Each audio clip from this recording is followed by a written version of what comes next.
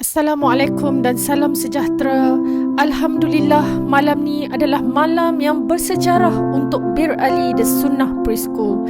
Terima kasih Superbrand atas pengiktirafan yang begitu besar maknanya buat Bir Ali.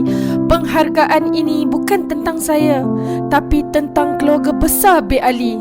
Para guru yang setiap hari mendidik dengan ikhlas, pasukan HQ yang tak pernah henti berjuang, usahawan-usahawan Bir Ali yang sentiasa mempercayai jenama ini, dan ibu bapa yang menghadiahkan kepercayaan yang paling mahal, iaitu amanah mendidik anak mereka. Di Bir Ali, kami percaya pendidikan awal bukan sekadar mengajar membaca dan menulis.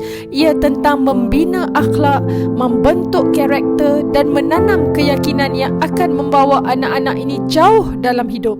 Pengiktirafan Superbrand ini bukanlah penamat, tapi ia permulaan untuk kami melangkah lebih tinggi, lebih besar dan lebih bermanfaat. Alhamdulillah, Bir Ali ada 50 cawangan seluruh Malaysia dan coming soon 100 cawangan pada tahun 2026 insya-Allah. Terima kasih kepada semua yang menjadi sebahagian dari perjalanan ini. Ini adalah untuk anak-anak Malaysia. Assalamualaikum. Jom sekolah di Bir Ali.